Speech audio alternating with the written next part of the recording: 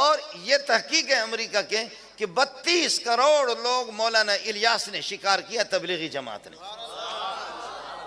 32 करोड़ तबलीगियों ने शिकार किया। ये तबलीगी ऐसे तोबा तोबा तोबा तोबा,